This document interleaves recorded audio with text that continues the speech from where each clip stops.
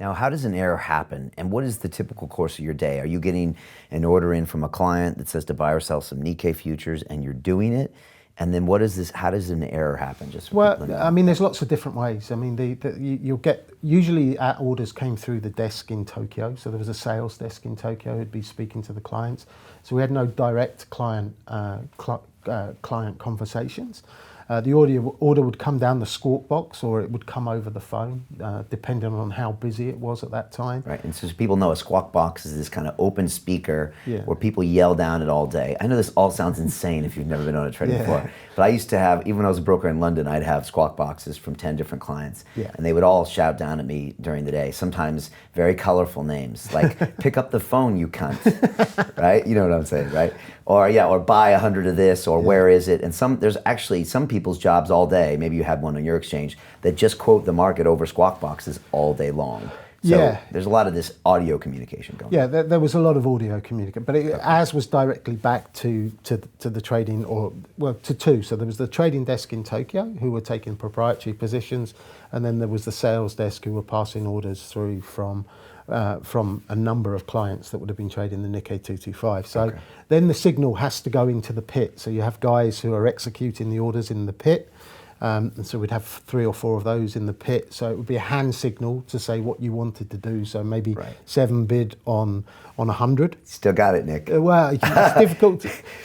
It's difficult to forget. Yeah, it's not, and again, it's not that difficult, right? It might look a little bit funny, but it's So, it's not. so what Nick's doing is when your hands are facing you, you're buying. When your hands are facing out, you're selling. Exactly. And this is 1, 2, 3, 4, 5, 6, 7, 8, 9, That's it. 10, I think, right? 10 is on your head. Or 10's on your head, right? Yeah, 10. so just 10, and then 10. that's 100. Okay, it's 100. All right. So you're going 7 bid for a certain number of contracts, and then do you say who you are? Do you say your Barings? No. You're looking at your own order filler who's in the pit. So he takes the order. He'll then execute the order, write his ticket out, and the ticket will come back. Right. And so people know usually there's a pit, and then in Chicago or New York or various places, it's a bunch of locals usually that are looking in, talking to each other, and that's where the inside price. And a lot of times there's someone on the outside that are listening, that are facing the people on the phones, depending on the size of the exchange. Yeah. So our brokers would be back to back. Right. So there'd be a guy that was communicating that back personally to him, and there might be we would usually have a third one on the side who'd always be giving the market back, so the people on the phone can see that. Right. As well. And so how would you show the market? You were just doing it there. So it'd be like 2, 3, 2, 3. So doing this just the whole constantly time. like that. So that means a bid offers where you can buy them and where you can sell them, and then when it goes up, it's 3, 4, 3, 4, 3, 4, and they're doing this all day long. All day long. All day long. So some Back of the in the good old days, Nick. Exactly. Right, yeah. okay. So Now it's all on a computer. Now it's all and on they're a all computer. gone. Yeah. All the skills gone. Right. Okay. I am joking, but but these allowed you to get the inside and the human touch. You could really feel more of where the market was, right? And you could get the edge, right? Well, I mean, the edge for me at the time was that the lead market, if both markets were open, the lead market is Japan. Right. So the guys in Singapore are trading off a screen, and they can see the market moving in Japan. So everything was very much led by what was going on in Japan. When that changed was when there was when the circuit breakers came in, and everything. Singapore became the prime market, right. Which meant that there was a lot more edge, and you'd do things.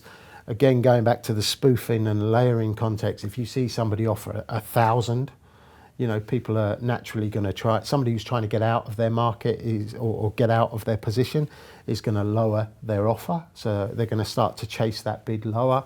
Yeah. And one of the other classic ones was you could try to trigger stops. So if there was, if somebody had a stop above the market to limit their loss, you could buy one and it might trigger, and then they have to execute the order.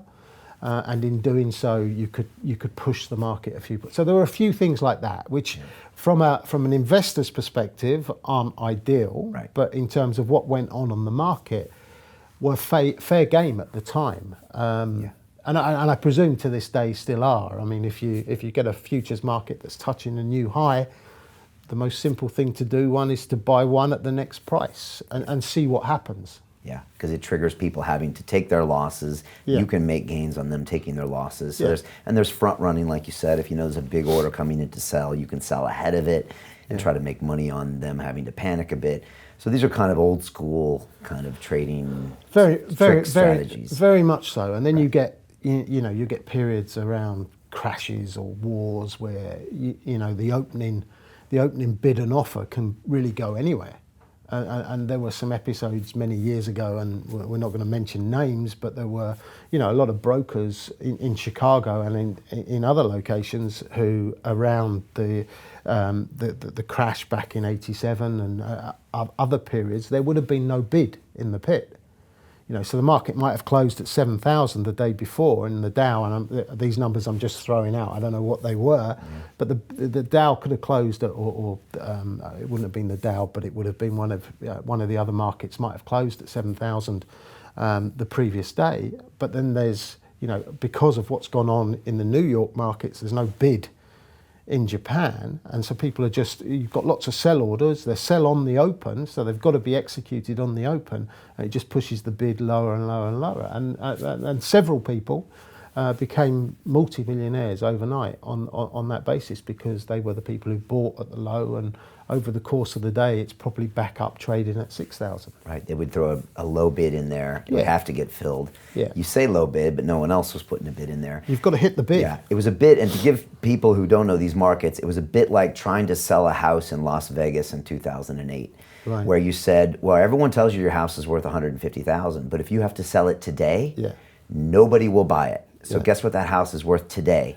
$0 or $1,000 if someone wants the furniture. And that's what these markets are like. When they're going down, there's literally no price, and it can force all sorts of weirdness going on, and people can make a lot of money. Look, if you've got a market on open order, it has to be executed at the opening price.